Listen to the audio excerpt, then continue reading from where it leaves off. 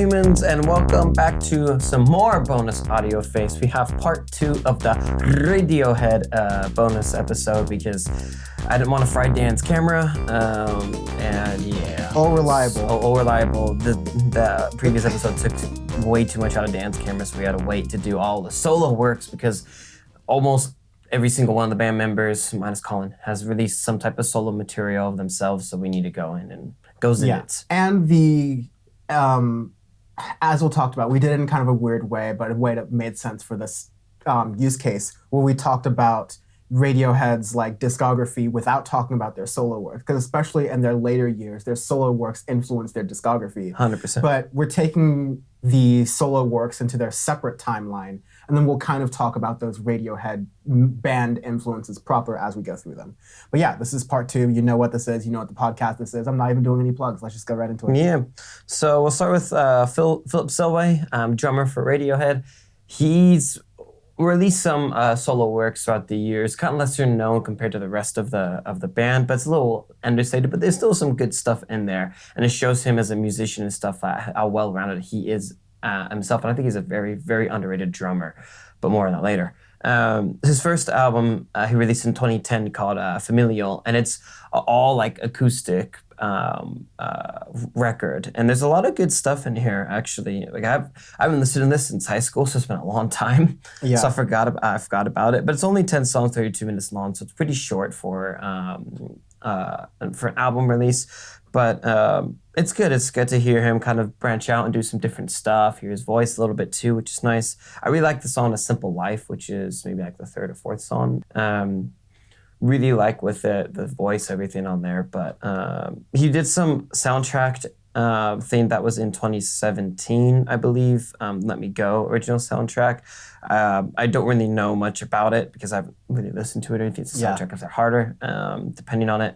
But another fun thing is him and Johnny did part of a Harry Potter soundtrack in one of the films where in The Goblet of Fire, where they were part of the band that was playing at the dance thing in Harry Potter. And there's a thing of Johnny Greenwood in all goth makeup and stuff playing, and Phil's doing the drums. Yeah, it also featured, in addition to Johnny Greenwood and Phil Selway, Radiohead pulped Jarvis Cocker and Steve McKay as part of the Britpop wizard supergroup Weird Sisters. Yes. And they were all gothy, and they were in Goblet of Fire. All super goth. It's hilarious seeing Johnny with eyeliner and Phil in the background. It's really funny. And the natural habitat, really.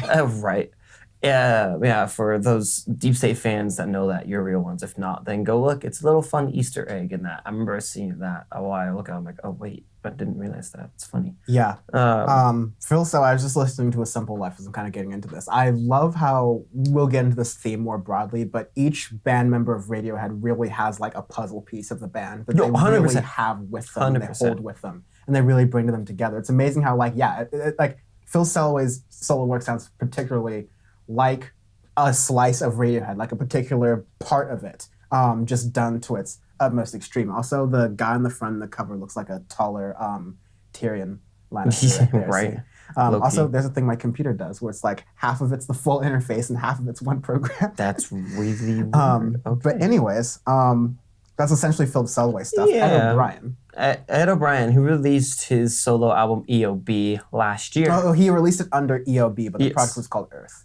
Exactly. The project was called Earth. Full release, which we did review on Audioface. I really, really like this album. And this was Ed O'Brien's essentially first solo work in as many years as he's been doing Radiohead and has been a musician, essentially. I think he's done a couple of songs here or there. He did Santa Teresa a few years ago and some other stuff, but really Earth is his first thing that he did just by himself. Yeah. I mean, actually, Colin helped with the bass line on Brazil, which is my favorite track on the album by far. I love about halfway through it transitions to this groovy dance beat and everything. Really nice to really isolate his voice because I love Ed's vocals with Radiohead and I love his voice in general. But he said that when he was making it, he said it was almost like a rebirthing of himself, where he's like, well, I can sit back, have my family over here in Brazil and really make different music, different things, and trying to explore more creative different sides, as well as the work with Radiohead themselves. Right. So my favorite from this was Banksters. Because it was almost like a Hail to the Thiefish sort of callback. And yeah, the refrain, where did all the money go in there? Yeah. But yeah, it's like a fun sort of like guitar messing with the beat in the background thing. It feels like a lot of Radiohead. Of course, you're missing some of those bits, but it doesn't feel like, oh, this song is lacking anything. It's just Ed O'Brien's really going there, and it really sounds good. We definitely talked much more about that in a previous full-on episode of Audioface. I don't remember the exact review of it, but there aren't many things in this case so you can actually go back to our full review. So definitely check that out. Yes, definitely do that. In fact, in a couple seconds, I can just search it up real quick and figure out where we talked about that. Yeah, Colin Greenwood. 138. All right, episode 138. Go back to 138 where we do our full review of EOB's Earth. You can get a whole sense of what we said with Ed, going back to stuff with Radiohead and his sound then. And we even contribute that as well, saying how that kind of goes back and forth within the sound of Radiohead. And he has a really big part in that band. Everybody, you can't have one missing member. There's no way everybody fits together in that whole group. Colin has never released any solo work. He says, last I heard, maybe about 3 years ago, he said he is not planning on doing anything anytime soon. Yeah. He has contributed to other solo works. He did do stuff with EOB on Brazil. He did stuff with his brother Johnny on Johnny's release of Body Song, and a couple other tracks and stuff with Johnny as well. I think he did one thing with Junoon, but I may be wrong with that. So he's the only member that he said he says that it take too much out of him. He really spends time with his family doing other interests and stuff, which then help him release and kind of let go and then get back to that creative side, which I understand that as well because I like having other interests and stuff as well instead of just focusing on one thing, which is very difficult to do because you kind of play yourself out. What does it mean to play ourselves out? I mean, that's weird part of the topic. I mean, I do that in the sense where I have a bunch of different podcasts because if I did any one of them it would tire me out, but then there's the whole thing of podcast creation, which is a meta thing, can exhaust me from time to time. I have breaks from that, but it's that you dip away from the process and then come back to it to some extent to keep yourself moving fresh. And I totally feel that. And then not to make this yet another podcast about my break. Right. Moving on, we have Johnny Greenwood, which he has released multitudes of solo work. He's done a lot of soundtracks, a lot of different solo projects where a lot. His first thing he did was in 2003 called Body Song, where he had a track called Convergence, which he did use on There Will Be Blood soundtrack, where it's this whole symphony theme of different instruments all layering over each other, all hectic, all offbeat on purpose. And this is the one that Our Word Friend from MF Doom, that's the thing he sampled, where it was all the drums and the that's Body Song. Oh. So Body Song was used, it's at the later part, that's from that. Later on, he did use. But that wasn't on the There Will Be Blood soundtrack? He did part of it on There Will Be Blood, and that's actually why for There Will Be Blood, he wasn't allowed to be nominated for an Oscars because he had Convergence on there, which he released for part of Norwegian Wood soundtrack in 2003. So he technically couldn't be part of it, which is a bullshit reason, but whatever. And then going into There Will Be Blood, his first real, recognized work and stuff of, wow, look at this artist, award-winning film, bunch of stuff with Paul Thomas Anderson, fantastic. You have, where I talked about it before in, I think, a previous podcast or stuff, Audioface, maybe a few years ago, where I said the soundtrack almost acts like a third character, right? A third scene. When you're watching the film, the soundtrack acts as the third There Will Be Blood and Phantom Thread, more on Phantom Thread in a little bit, definitely do that, where without the soundtrack, the film is not going to be nearly as incredible as it is. It has such a profound effect on the film itself that one cannot exist without the other. There's no way. Yeah. So for There Will Be Blood, you have Future Markets, Prospectors Arrive, which is beautiful with the Aude Martineau in the background. And he actually did some live performances playing the Aude Martineau in the with the LCO, the London Contemporary Orchestra, playing There Will Be Blood in the background, which is really cool.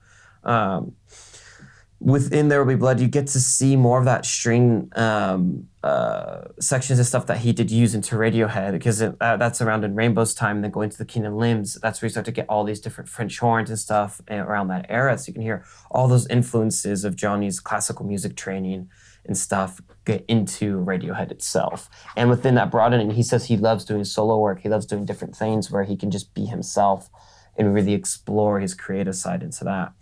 Moving on, you have Phantom Thread, which we both watched as an early premiere. I really, really liked that film a lot. And to me, it's one of his best solo works because it is, as I said, as I alluded to earlier, of that like third character. So within this film, that's even more prevalent in Phantom Thread. Like Phantom Thread to its own has its own sort of like theme, if you will. Yes. And it's this like sort of piano key thing that plays through like the beginning of the film. It plays through the relationship that's kind of the center of the film between the main character and that sort of like those two people.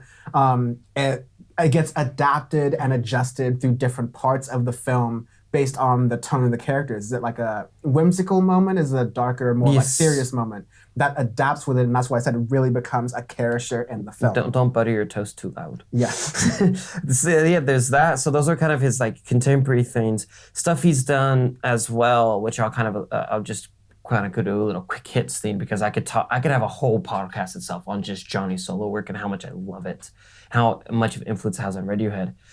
You have Junoon, which is a film that he did with a Paul Thomas Anderson film about an Indian band along with an Israeli artist that came on along with it. And you have some beautiful tracks where he says, are you ready for some, like Johnny tweeted once, so he went on the Colbert show and they played like, y'all aren't ready for these Muslim funky beats. And literally that's what it is. It's like this completely different project that he's done where he plays bass. There's a song called Hu, H-U. I don't understand because it's in half in Arabic, half in Hebrew, so I have it's really hard to kind of have an English translation for a lot of it, but it's beautiful for what it is, and you can really get a hint of how well-rounded of a musician he is to get a sense of that. And the last thing on him, he's done his own like guitar works where he's done like covered Steve Reich's Electric Counterpoint. He's done other stuff of his own which have directly influenced the Moonshaped Pool's guitar work. So like the present tense, the loop, when he plays a live show, the loop is directly from a piece that he did himself called Loop, and other things that he did with the London Contemporary Orchestra. Maybe about 2 to 3 years before Moonshaped Pool was made, he was doing that solo work to explore different variations that you can do on the guitar, because he says that a guitar can kind of get boring for him, but he's trying different loop techniques and stuff to make it sound unique and different, and you can really, really hear that during the Moonshaped Pool tour for sure. So it's like all over the place for Johnny. Yeah. All three of them, before we jump into Tom York, like the bunch of them, they have sort of used the Radiohead off breaks to explore themselves as individuals musically in whatever kind of part they are at. And they usually kind of bring that together once they do these Radiohead albums. So like you started to notice, especially after In Rainbows, maybe a little bit less so with King of Limbs, but I felt it at least starting with King of Limbs, but almost a more like cinematic scope to the era of the song they were doing. Like even through the From the Basement session, something felt a little bit more different. Something felt a little bit more like it felt like lively, and it felt really. It wasn't, but like it felt creative. Like it had some sort of like an effect to it. I'm not doing the best job of explaining it, but there was like a deeper level of like cinematic nature to me to King of Limbs versus In Rainbows, and then the Moonshaped Pool versus all of them. Definitely, it just feels like there's an extra production aura to it. Yeah, and right before we jump to Tom, the thing too that's important with Johnny is his relationship with Paul Thomas Anderson, because he directed Daydreaming, the video for that. They did the sessions of Tom and Johnny shot in Paul Thomas Anderson's backyard and stuff, and all that creative things of them kind of exploring different filmmaking stuff and things together helps Radiohead itself as well. Yeah. And like the reason we ordered this all, because like the solo works that each of the Radiohead artists have done is not like ranking one above the other, but like as the front person, Tom York, it's a point of attention. To me, what it is it's showing the amount of influence that each one has. Because to me, Johnny has a big load of influence, but the most influence are going to be Tom York and Nigel Godrich. They're going to have the most influence out of all, because when you get to Atoms for Peace or other groups, which we'll get to in a second, you'll say they sound Radioheady because of how much influence they have. And I always allude to that point, even as though all the rest of them have all these other, because again, you cannot have Radiohead without all of them together, or else it's just a solo work of one or the other, or it's just a side project of these two compared. Like, you have to have them all together, because everybody voices their own things. They all come to an agreement onto something, which is pretty difficult to do for 5 members of a band. Yes. Technically 6 and 7 members even when you get to the full all of them. So take notes, Brockhampton. Deadass. So let's jump into Thom Yorke. Thomas Thorkes. With The Eraser. 9 songs, Woo, 41 minutes long from 2006. This is where you get Thom Yorke as a singer as well, but you also get Thom Yorke sort of like feel for eclectic synthesizers and weird timings. In 06, this is kind of like the start of a lot of different styles of electronic music in the UK. You have more garage influences, you have old dubstep, you have like Burial coming out with records, which Burial just did that Fortet and Thom Yorke song last year. And you can hear a lot of those influences within the Eraser, within Tom and Nigel's work within here. For sure, because Tom loves doing, like, going to dance things. He did stuff with Boiler Room and other things to get a lot of those electronic influences. And this is the first full album. You could really hear that. The Eraser, that track starts off, the synth keyboard, synth drums in the background going on. And it's just beautiful, beautiful track to open it on. You have these little, like, synth boop boops that I like to call towards the end, and you have that throughout the album of him experimenting with that. And that sound, you could actually hear it a little bit in some of Radiohead's B-sides of like Worry Wart and the original version of Fog and Amazing Sounds and other these B-sides that you can hear that dawning of that in the early 2000s, and then the full like realization of that style of music in the Eraser and in Anima and other projects, which we'll talk to in a bit. And then like you have The Clock, which is a hilarious song. You have Atoms for Peace, which is one of my favorite Thom Yorke solo project songs, where Bam and I watched him live and we lived Flying Saucer Eyes and stuff, and I Want to Eat Your Artichoke Heart. There's a lot of like play on word lyrics throughout this. It's really him explaining it, like exploring his own emotions and feelings and stuff. Yeah. Thom Yorke, the thing I've noticed that with Thom Yorke and Damon Albarn both have in common, which I'd love to see a song with them together do, is that they have a similar approach to songwriting, which is take a lot of words that have the meaning, jumble them up, and just like croon it a little bit. Yeah. And it like fashions hit after hit after hit. Mm-hmm. Feel Good Inc. is both like an enormously profound song and a bunch of gibberish. Exactly. Yeah. It's like, but then the funny thing on the Eraser is you have Hair Down Hill towards the end, which Hair Down Hill is about one of those journalists protesting the Iraq War who was mysteriously found dead on Harrowdown Hill. So he's like, that whole song is basically about like that entire incident, because obviously Tom is very political. He's very about like protesting Iraq. He was really against the administration at the time of Tony Blair and stuff, and the Conservative Party at the I think it was like about... he wrote a song about David Kelly, who was a British weapons expert. Thank you. Who told a reporter that the British government had falsely identified weapons of mass destruction in Iraq, which was just getting to the point of there are no weapons of mass destruction. Exactly. Bush is lying about this. He brought a bunch of United States allies into this. And like, there's aspects of that in it. There's little aspects of like, it seems like a bullying story within there with Thom Yorke as well. There's so much, but like within the lyrics, Thom Yorke has always like, there's one thing that's always said, it's like, don't ask me, ask the ministry, which is such like a really powerful thing going on, and just talks about the whole incident of basically all the bullshit's going on, but makes it in this gorgeous bass line, super simple bass line, and really complicated synth drums and just deep synthesizers in the background of it. And seeing it live, you could still feel the emotion he has of all the injustice and shit that he sees, and he's like, tries to speak up against and gets out to more people as much as he can. Even though live, it's a lot more of like a faster paced song. It's even, you could almost like mistake it as upbeat, but it's like very dark. It's very, very dark, yes. My favorite Thom Yorke song is Here, it's Black Swan. Black Swan. Hands like, this is my favorite. Fucked up. I love the way he does, like it's sort of like a soft, like matter of fact, oh, by the way, this is fucked up. Yeah. It's a song about like not belonging in a place, has to do with like bullying, all these different things. I think it's just like Thom Yorke at his most Thom Yorke and raw, but it's also like very approachable. It's like, It's a groovy tune, but it's still like very dark. We're getting a sort of like a pattern with songs that I really like a lot. But yeah, I love Black Swan. It was one of my favorite. When I was just learning about Tom York's solo work, I think this would have been when we were in early parts of high school. Okay, yeah, that's when I told you about that stuff. Yeah. It was maybe freshman year of high school. Because I remember the teacher's class in which this was happening. Because I was listening to the Razor, you're like, oh, I don't know, Tom did solo work, and I was like, oh yeah. Here's the Razor, dog. Yes. Here's the goods. And you're like, I remember you just sitting there like, oh my God. Yeah, because that's why I gave you the record and you're like, oh my God. I was like, dude, just wait. Love Black Swan. And yeah, that was the start of a lot of great things because Atoms for Peace, one of the songs that was on that Eraser album, ended up being the kind of like starting for a supergroup that Tom York created. Along with, let me run down this beautiful murderers row here.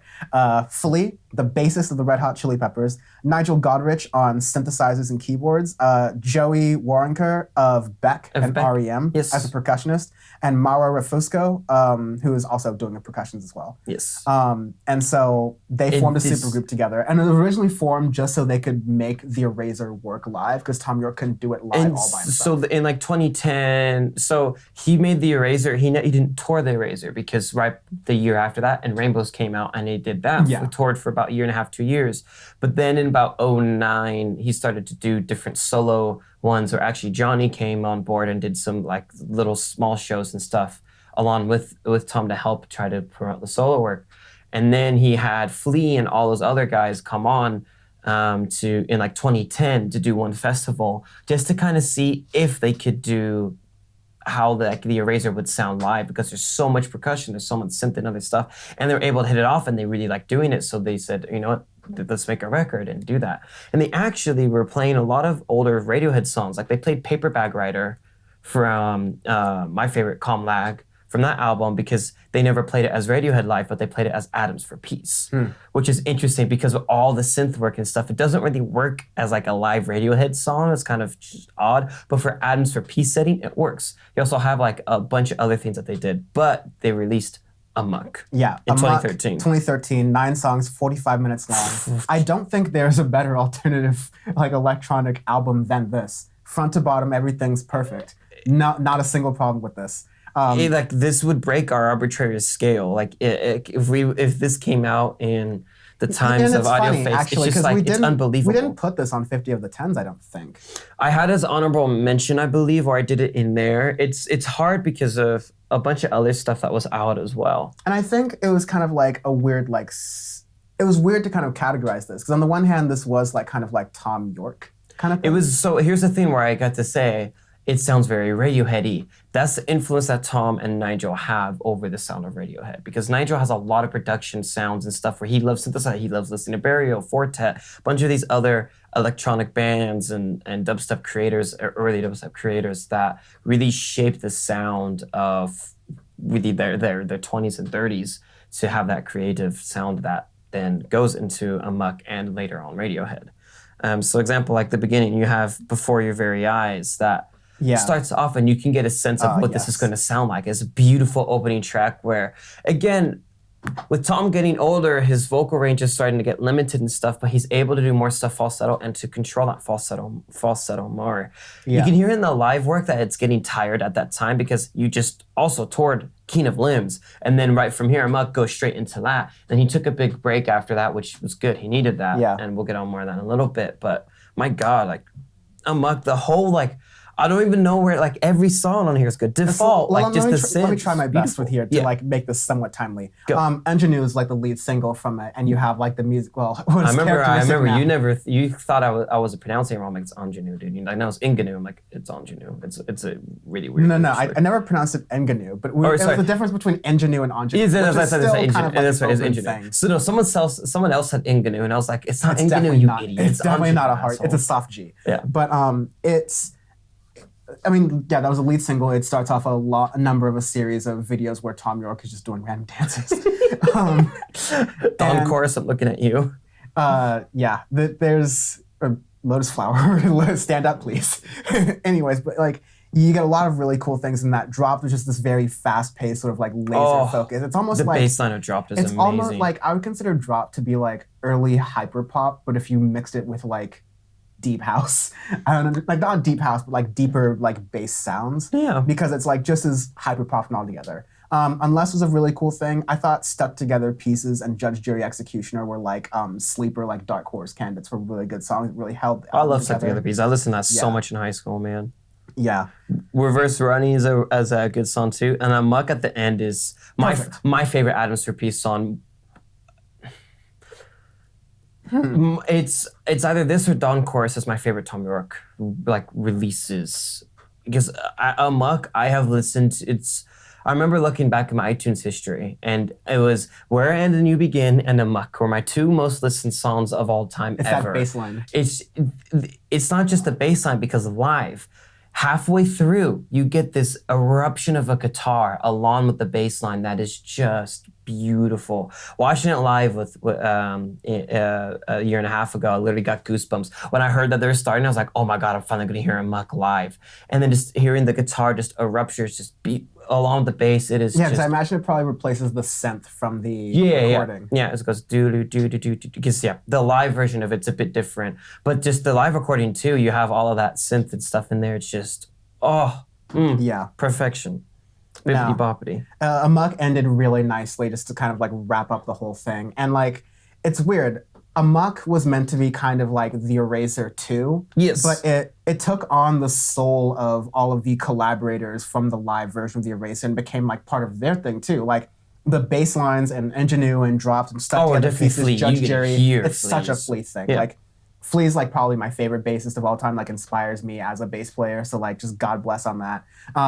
But the drums are particularly like not Radiohead in the sense like they're constantly skipping around and doing weird things. Like they can do it in a 4/4 time, but they're glitchy. It's fun. You're messing around the percussion. It's really just like a star. Like this is the example you make of an alternative supergroup album. Yes. Really good. And after Adams for Peace project from Amok, Tom released another project about A solo project. A true solo project about a year after, called Tomorrow's Modern Boxes, where Tom said basically, I'm bored, I'm on a laptop doing Damon Albarn shit, and made a whole record on it. And it is really experimental out there. Tomorrow's Modern Boxes. I love it though. It is really, after like, when I first listened to it, I liked it a lot, but I didn't understand it until maybe even 3-4 years after it released, I really understood it, man. Tomorrow's Modern Boxes, continuing a Radiohead-ish sort of, I guess, tradition. It was released in a very weird way. That's right. This was a legally I had to torrent this fucker. That's right. Yeah. I almost broke my computer doing this. So you had to...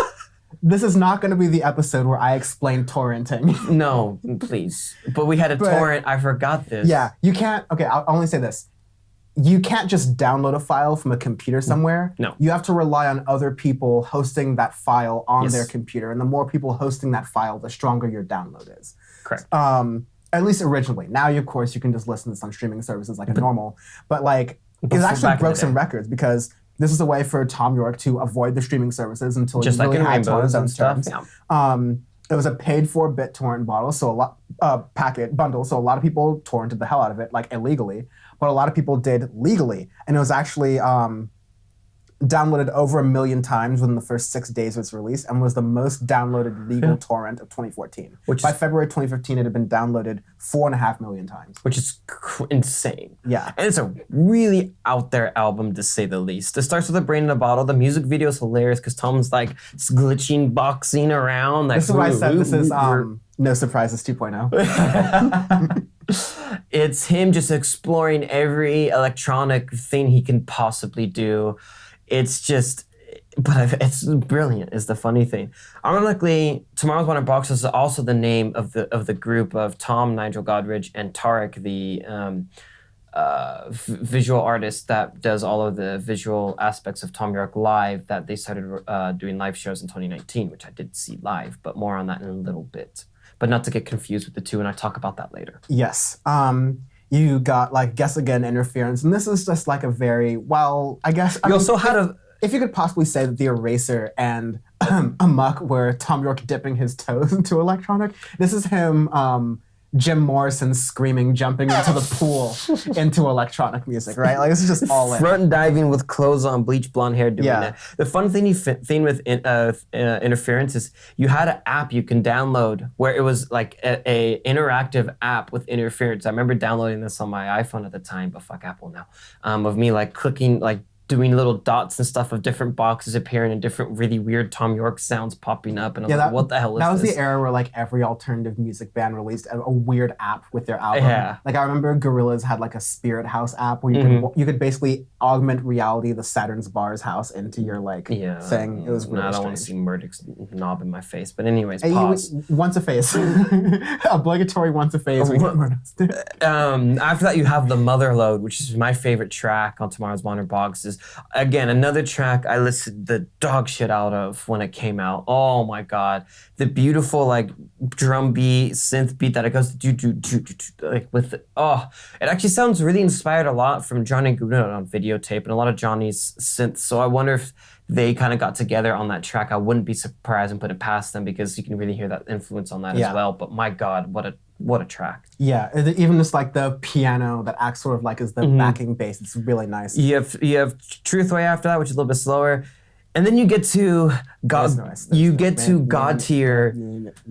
There's no ice. There's no ice. There's no ice in. A track that Dan and I have bonded over many times at Berkeley or whatever. We'd just be like bored out of our minds. I just look at him like, there's no ice. There's no ice. It's just the most ridiculous, like weird experimental song. Like even for Tom York, it's like, buddy, come on. But it slaps. Yeah, it really does. Anytime. I'll be at a restaurant sometime and like the ice will have melted in my drink and I'll just go, there's no ice. Or sometimes we go in the ice fishy back, we don't have ice today, there's no ice. I'm like, there's no ice. There's no ice. It's just ridiculous. It's really good. We didn't get to see too much of Tomorrow's Modern Boxes live, sadly.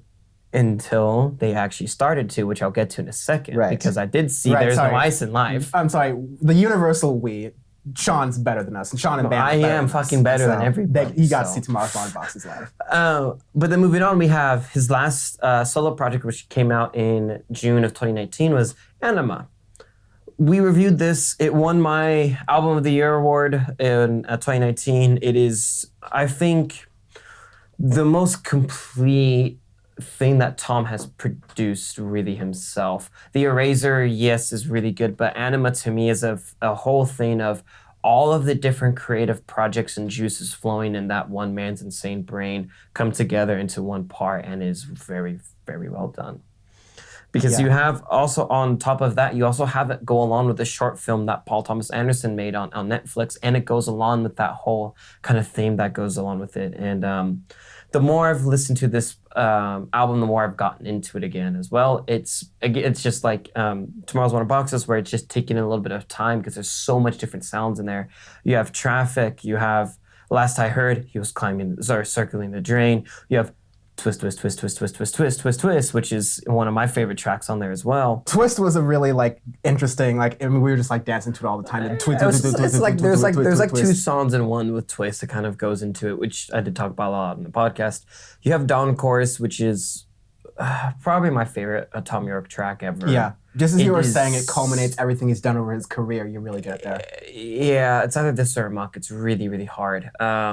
With Dawn Chorus, it's this beautiful love poem that goes back and forth, and it keeps the theme is like, if you do it all again, and that keeps just rolling around. Seeing it live though, because instead of having that weird synth keyboard in the background on the album version, on the live version, he's just playing a simple piano, and it's just him with this beautiful background that Tarek puts on of this different light show and stuff, and then it's just kind of like a small synth out of the background of almost like a choir.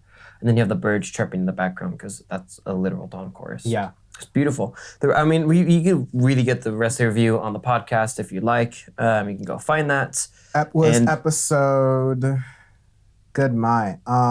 Give me a moment to find it. Yeah, because it'll be a little bit. Yeah, but I believe... Yeah, anyways, it was really... That was his last project, and it's kind of like the last Radiohead thing we've had come out. And...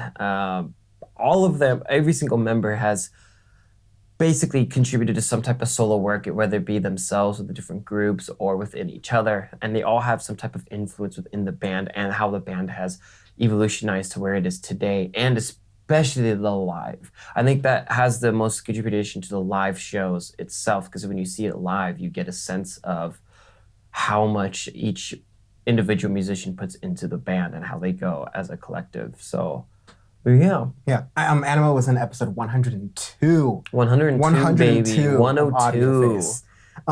That was our Anima review, so you can definitely check out the full thing there. But yeah, all of those full projects, all of the efforts they did separately, especially in their later years of Radiohead, helped to create a band that is constantly refreshing themselves, even in their latter age. As they like to say, we get better with age. Yes, like fine wine, literally was also It's like, so. Last question. I've become such a jank. Wow. While we have recording space, while we have time, Radiohead, we predict maybe one more album coming out of them. Yeah. What do we think would be coming from it? Like sound wise, do you think it'll be like a continuing? They're gonna experiment more, or do you think it'll be something to land the plane, so to speak? They're gonna experiment more. There's no way they're gonna try and land the plane. They're always pushing. They're always doing stuff. If they're not pushing, then they don't care. They've had that before where they've almost quit the band before because they didn't want to make the same record twice. They've had that issue with Kid A, with Amnesiac, or even Hail the Thief, where like, what are we going to do after? Once they find that envelope to push more, then that's what they create the best, and that's what they like doing themselves. So I could see one more in them, and then just kind of go within their solo stuff after that, because it's just too hard with them kind of being scattered all over the place and within all the other commitments. But I really would like one more. Fair enough. Yeah, I think we'll probably get maybe one more. But even if we don't, that's like been... If not, then I'm just glad we saw him live. Yeah. Yeah. And yeah, we've talked about a lot now in over 3 hours worth at least about Radiohead, but so much so over the entirety of the podcast about this band and their importance. And just like setting an example for how to best, like you said, never get bored with their sound, continue doing what they're doing and making it better, upping their craft and finding ways to improve their craft together and apart. It's a really great story of music, and it's just music and musicians at their best. So thank you for checking out this bonus episode of Audioface. Really quickly plugs, check us out on Twitter and Instagram at AudiofacePod, youtube.com/AudiofacePod. Subscribe to us on all the things, like us on all the things, tell people about this podcast so that we spread the word about it. Tell Radiohead fans and fake Radiohead fans. Yeah, tell them all to listen to this. It's really good. And we usually do our usual Audioface episodes are we reviewing music news every single week and reviews every single week. And so we'll be returning to that next week. But check out these bonus episodes because we goes in, as you can tell. Yes. So I don't have like a Radiohead particular goodbye for this, but bye. Once again, I am alone with my friends. There you go. There we go.